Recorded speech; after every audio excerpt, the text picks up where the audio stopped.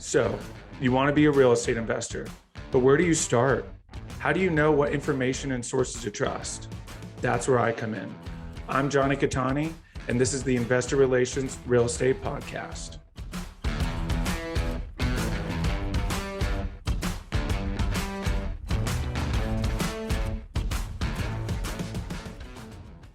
Hey guys, real quick, before we start, go to investwithcattani.com and download my free ebook, Is Commercial Real Estate Recession Proof? Now to today's show. What's up, guys, and welcome to another episode of the Investor Relations Real Estate Podcast. I'm your host, Jonny Cattani, and I am joined today by Kevin Amolsch. Kevin is a successful real estate investor and hard money lender. He dove into business after spending 4 years in the U.S. Army, founder of Pine Financial Group, Inc., and author of The 45-Day Investor. He has bought, built, sold, and financed thousands of real estate transactions. He's a real estate financing expert and has been quoted in the Las Vegas Review-Journal, the Denver Post, Yahoo Real Estate, Forbes, and many other publications. Kevin, welcome to the show. Awesome, Jonathan. Thank you so much for having me. I'm excited to be here. I'm excited to give value to you and your listeners, viewers. Absolutely. Yeah, very excited. Like I mentioned, haven't talked a ton about the private money, hard money sector. I know there's probably a lot of misconceptions and things around it, so I'm excited to clear those up. But first, kind of give us, the Reader's Digest version, how you got into this wild game.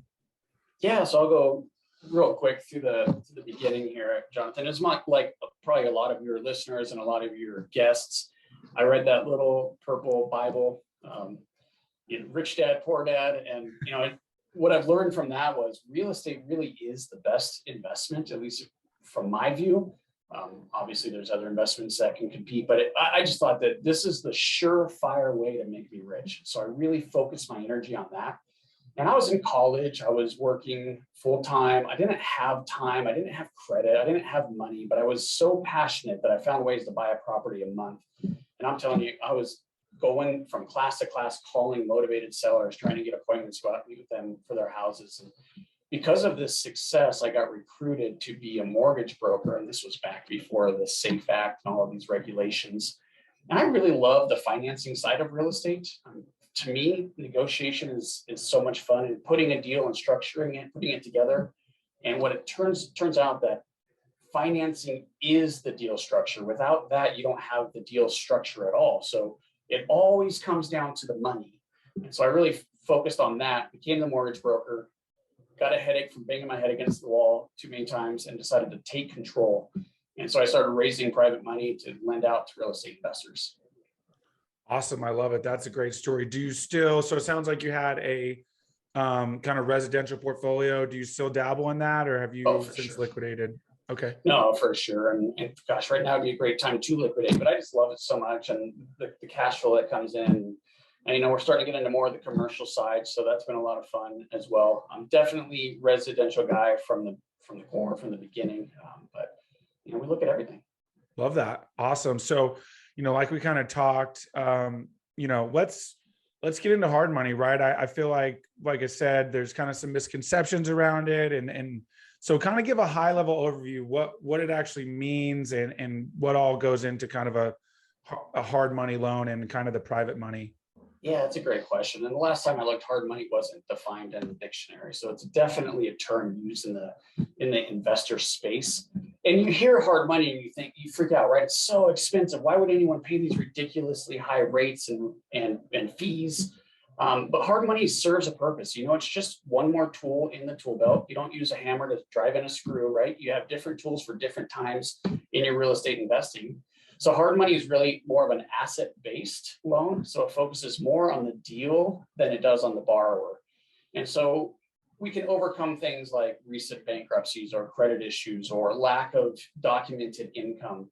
What we want to see is that you have a successful project and that you're going to make money. We want all of our clients to make money. I think most hard money lenders will fall into that category. And we want to make sure that you're safe in the deal. So a good quality deal, and you have a little bit of liquidity because look, you're going to go over your budget. 99.5% of our clients do. Even the most successful real estate investors go over their budget. So we just want to make sure that you can handle that, and that you have a quality deal, and we can get it done. Most hard money lenders, Jonathan, are like that. They're going to be based more on the deal itself and the profitability of the deal. And a lot of them will loan based on a loan to value ratio as opposed to a loan to cost ratio. I think that's a real distinction that makes hard money so special. So we focus our loans on what the house is going to be worth or what the project's going to be worth once it's all done, once it's stabilized, once it's pretty. And then we loan 70% of that. I think that's pretty standard across the industry as well, as 70% rule. So 70% of the after completed value. We don't have a loan to cost ratio. So if our client, the real estate investor, is able to find a project that you could buy it and fix it up and stay under that 70%, we'll finance 100% of the deal. So that's really powerful. It's super powerful, a little more expensive, powerful tool for real estate investors. Awesome. Yeah, it really is. And I actually just recently closed on a deal, a land entitlement deal where we used hard money. Went a little longer than we wanted. So we kind of got, unfortunately it is expensive money, and that can help and hurt you, obviously, like you've been talking about. So a couple of things I want to touch on. First one, from your standpoint as the lender, what you look for in a deal in order to decide if you're going to lend on it, and we'll go from there. Yeah. So number one question, and this is great for the listener here, you really have to have an exit strategy. Most people will say you want an A and a B exit. So how are you going to pay the loan back? I mean, we have common sense. And when I say we, I'm talking about hard money as an industry. We're more of a common sense underwriter. We're not a bank that we have to fit into this little tiny box, or in a box shrinking and expanding. No, it's pretty straightforward. If you could show us that you're going to be safe in the deal, you're going to make money, and there's a strategy to pay us back, then we're interested. So that's the number one thing, is what is your strategy to make your money and pay back the loan? Okay. Makes perfect sense. And so why is it that hard money is so expensive? So hard money is expensive because it's a little bit riskier than you would have with a bank. I don't know if you've experienced any of the bank financing recently, but it's large global cash flow, debt to income ratios, DSCR, debt service coverage ratios on the property itself, no credit blemishes. There's a whole list of things that will prevent you from getting that money. And then you're going to be waiting 30 days, 40 days to close on that. Hard money closes extremely fast, which we haven't even gotten into yet. So it's a little bit riskier and a little bit more flexible. So that's going to drive the price up a little bit. But it's flexible because we're not borrowing money at the overnight interest rate like your bank is. They can go out and get money at almost free. I mean, it's going up now, but really, really cheap money. And so they can loan it out at 4 or 5% and still make a really healthy spread. We raise money from private investors and they demand a return. So if I'm paying an 8% return, let's say, to my investor, I need to charge a higher amount so that we as a company can be profitable. So those are really the two reasons: a little bit more flexibility, a little more risk, and then we have to pay out our investors. That's where we get our money from. Okay, that makes perfect sense, which then allows for obviously the quicker close, much faster. I know one instance is kind of almost like a bridge loan in a sense, where you're just like a loan to kind of fill that gap until you can get the financing. So kind of talk about the different use cases for hard money. Obviously, fix and flip is a very common one, but kind of talk about some of the other use cases for hard money. Well, yours is a perfect example, Jonathan, like entitling land. Like who finances that? You don't find that type of financing. Any kind of land deal, banks literally run away from that. So if you need to get the entitlements, once it's entitled and you're ready for construction, then it's bankable. So a hard money lender would come in as a perfect bridge to come in, get that project bankable, and then refinance into your construction loan. Any type of value add commercial is another great example. If your vacancy rates are too low in an apartment, for example, it's not bankable. They want to see a certain threshold for a vacancy rate. And if you need a little bit of time to get those vacancies filled or get the units remodeled, get tenants in there, this is a perfect bridge financing for that. But any other type of commercial value add as well. We're seeing lots of industrial getting converted into a small bay. So you have a big box that are chopping them up for painters or whoever wants to lease smaller bay warehouse space. And that adds tremendous value as well. And then on the residential side, what if you're going to buy a rental property? You want to come in and not put any money down. You buy a property fix it up, get a tenant, get the cash flow going. That helps your debt to income ratio so you can qualify for a conventional loan, refinance the hard money into your conventional loan. And then you have a rental property that you put very little or no money into to start. So I think those are some of the great examples, but really anytime you need to bridge a gap, as you said, hard money can fill that gap for you. Awesome. I love it. So kind of talk about then, some of the misconceptions around, hard money, obviously. So if I understand correctly, is the asset collateralized with the loan? Is that kind of where the risk reward kind of comes in from the borrower side? Yeah, so the loan is collateralized by the project in Right. most cases. And the hard money lenders sometimes will take additional collateral. So we just had a project in Frisco, Colorado. It's a resort town up in the mountains. And the whole deal changed right at the closing table. We can go into some detail if you'd like to hear that, but we had to increase our loan amount to get the deal closed. And he had $500,000 in earnest money at risk if he didn't close. So instead of letting him fall and lose $500,000, it's actually a little bit more than that. We decided to take on some other projects as some more collateral, and then we gave him the loan that he needed to get that thing closed. And it was really comes down to a misunderstanding between him and his seller on an owner carry piece. And so it all fell apart, and we came in and added some collateral and got it done. Awesome. So yeah, kind of talk about that deal. I'm curious kind of how that works. So these are bigger numbers. It's going to be a 110 unit development right in the core of Frisco. So right on Main Street, $5 million purchase for the dirt. And that's all we were financing is the dirt. Once he got the entitlement done, which they were very close to getting done, then he was going to go get his construction loan. So we came in to finance that, but he had a $1.2 million junior with the seller negotiated. But here's the problem. All of that negotiation and all of that documentation was outside of the original contract. And nowhere in the contract did it say you can renegotiate anything else. So then the dispute came up. Well, I see that you're borrowing this big hard money loan, which is more than you can get at a bank. That's more money than I want to be behind as a seller carry. And you're in junior position, you're at risk. And the bigger that first loan is, the riskier it is for you. So it was much higher than he was expecting. And so he bailed out of the owner carry. The seller was able to come up with about half of it, or the buyer, our client, was able to come up with about half of that difference, not the other half. So we had to come up with another $500,000 to get this deal closed for him. And the seller absolutely was going to walk from this deal. They had another offer on the table just north of $6 million. So they had no incentive to negotiate or work with us, work with our client.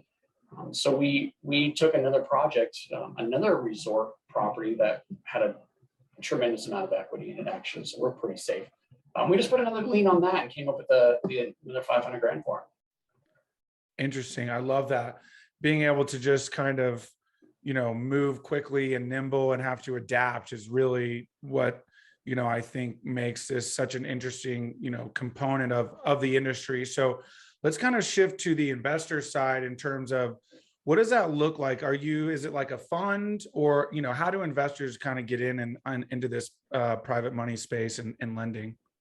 Yeah, so I'll talk about our model, and then I want to talk about if they want to go out, your listeners wants to go out and do it on their own. They absolutely can cut out any broker or hard money lender, and you make a little bit more money. So that's definitely an option. We got started just brokering private money. So I would bring a private individual and a note and just bring them together, and I would charge a little fee for that.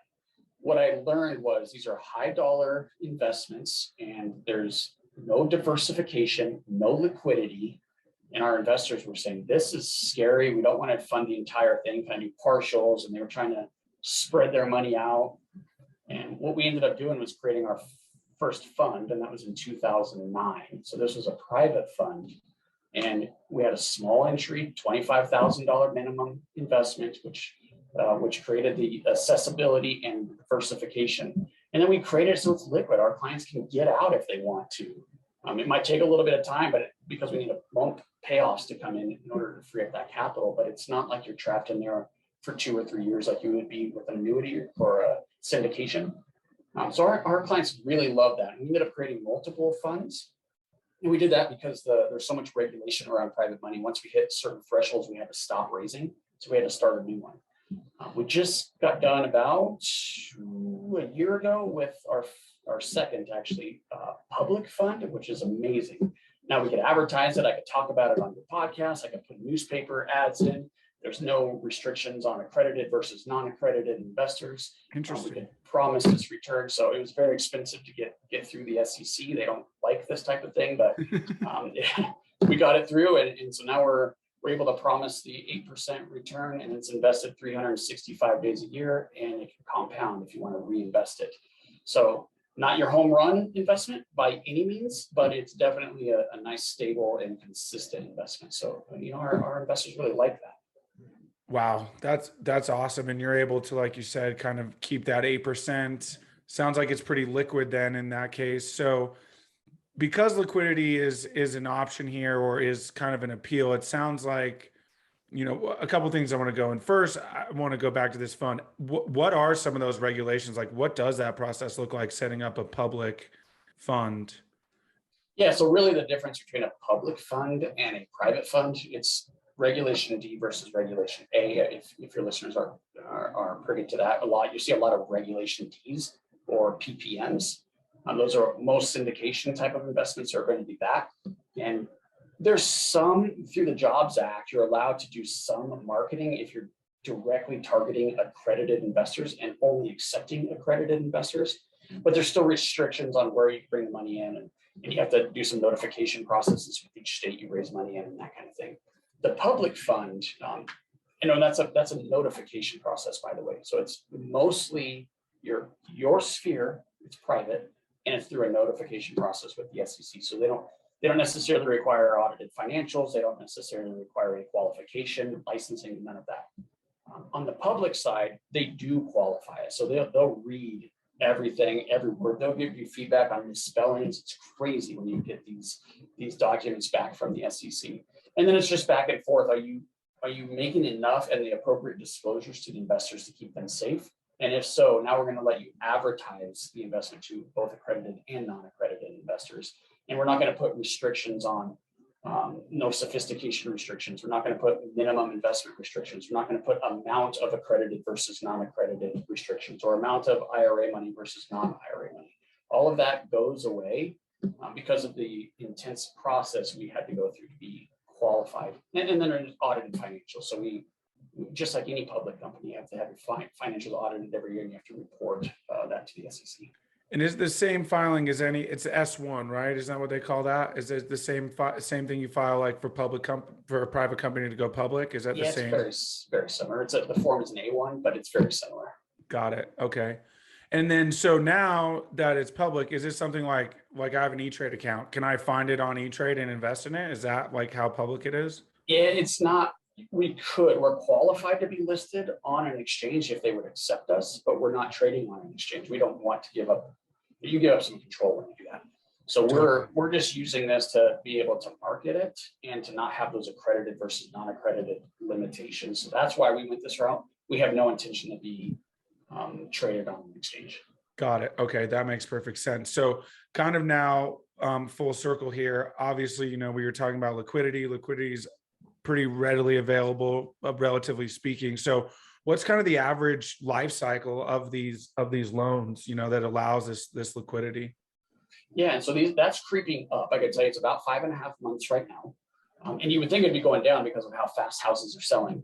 But we're doing more larger projects because the fix and flip industry is so challenged right now. So we're seeing, new construction, and we're seeing more of the commercial stuff like we were talking about earlier.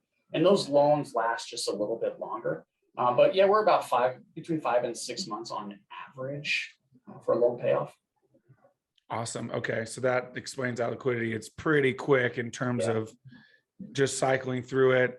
And then, what are kind of the average, obviously, you're pitching an 8% return. So what are the typical loan amounts looking like? And then these are amortized, right? Are they still amortized over 30 years, or how does that work? No, since we do business only loans. So on the consumer side, you have some restrictions on maturities and prepayment penalties and all this stuff. You have restrictions on over there.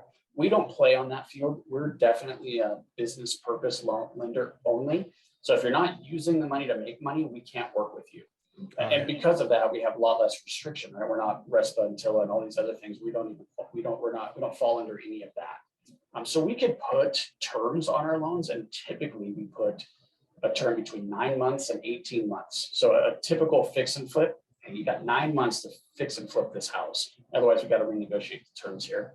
If you're doing a new construction, maybe it's 18 months because you have some, longer process. So we try to set our clients up to succeed. But yeah, not amortizing at all. We do require payments every month. I think payments on a monthly basis is extremely helpful for both borrowers and lender. One, I know when there's a problem the very first month, I don't get very many borrowers calling me telling me they're in trouble. Missing a payment helps with that. And two, that creates pressure so that they work faster, they get the project done, they end up making more money. So we require payments every month, but it's only interest only. And then at the end of the term, they pay back the full loan amount. Awesome. Okay. Wow. That's incredible. What an incredible, sector to go into and just kind of focus on that. So on that, do you also invest yourself passively, or do you syndicate any of that stuff? Yeah, I've done one syndication as a sponsor on a 80-acre development in Brighton, Colorado, and I hated it, man. I like the finance side. Just be real honest with you. I know there's a ton of money in it for those that are out there putting together these deals. Happy to invest in them, syndications all the time. I don't have time to go out and look for deals so much. So if I'm buying something, it's something that just landed on my desk, or it's through some type of a syndication through somebody else's effort. Awesome. I love that. Yeah, that makes perfect sense. So let's kind of come back now. We alluded to it in the intro. You wrote a book, The 45-Day Investor. So kind of talk about, what led to that and publishing your own book. Yeah. So I got out of the Army and bought my first property, right? So I was just turning 21 at the time. And I mentioned early on in the episode here that I was buying one property a month on average, sometimes a little bit more. And over several years of doing that, I was active in the real estate community, on the forums, and I was going to the RIAs and all of that. And people would ask me all the time, like, dude, how are you doing this? You're in college, you don't have any money, and you're buying all these properties. And I was getting that question over and over. So I started thinking, maybe I just write a little biography on how I did it. And my biography turned into a full freaking book, which is more of a how-to than it is a biography. Tons of stories about mostly my failures, because that's where I learned my lessons. But it's about how you could buy a property in 45 days or less without putting any down payments down, and it's exactly the tools that I used when I was getting started. That's awesome. I love that. And that's great how it kind of turned from that biography to you're like, oh, wow, look at all these things I've done wrong. Right. Let me show you. Because honestly, that's the best that you can do in this space, is find someone who's doing exactly what you want and be like, hey, what shouldn't I do? Yeah, it's humbling, man. But hopefully it's helpful. Awesome. I love that. Cool. We're kind of nearing the end here. I've got 5 questions that I ask all of my guests. It's the final 5 questions. The first one is, what's the best advice you've gotten from a mentor? Just freaking do it, man. I'll tell you, I definitely took this advice to heart. It's ready, fire, aim. And I'm not that way anymore. I definitely do a ton of due diligence, and I make investments. I try to be much smarter now. But had I done that back then, I never would have got going. So I'd say you have to pull that trigger if you're going to have any success at all. God, that's the truth. You just got to start. You got to start somewhere, man. You could turn and you'll get guided along the way, and you're going to make mistakes. But the biggest mistake you make is not doing anything along. Absolutely. What is it about your career that makes you feel like you're fulfilling your why? Oh gosh, you're gonna make me tear up on this one. So I lost my mom when I was 9 years old, and my dad raised me. And he wasn't good with his money, and he made some mistakes, and he wasn't able to retire. So my why was, I'm going to buy him a freaking house, and it's going to be paid off free and clear, and he's going to retire. And that's exactly what I did. Awesome. I love that so much. That's incredible. What's your favorite non-real estate or investment related book? Non-investor or investor? Yeah. Non-real estate or investment related. Oh, non. Okay. Yeah. So I don't know if this qualifies. Maybe I'm cheating a little bit here, but E-Myth is my favorite book. Non-real estate investor book, because it's definitely the foundation of business, and it helped me grow tremendously. Love that. That's awesome. If you could have any superpower, what would it be? Oh, what is that? You know, what is that movie by Adam Sandler? Where the click or the click or whatever, Yeah. he can stop, you know, and then he goes around, he can do whatever he wants. And he's alive and well, and everyone is frozen. And so stopping time, I think that'd be pretty amazing. Yeah, that would be an incredible one. That's a good one. Awesome. And the last question, what's the best way for people to get a hold of you and learn more? Yeah, we're really pushing our YouTube channel. People are loving that. So it's YouTube.com/Pine Financial. We're definitely active on that if there's any comments or anything, or you could check us out at pinefinancialgroup.com. Perfect. And we will link that in the show notes. Kevin, thank you so much. It's been incredible. I've really enjoyed it. You're awesome, Jonathan. Thank you. Yeah. Hey guys, thank you so much for watching today's episode. I hope you really enjoyed it. Listen, I know it's cliche and you hear it all the time, but please don't forget to like and subscribe to the channel so you know when the next video is coming out. Even though this is technically a daily podcast, you know it's coming out the next day. We have a ton of content coming your way. So please like and subscribe. It helps a ton. Leave comments. Would love to know what you guys think. And we will see you on the next one. Thanks so much.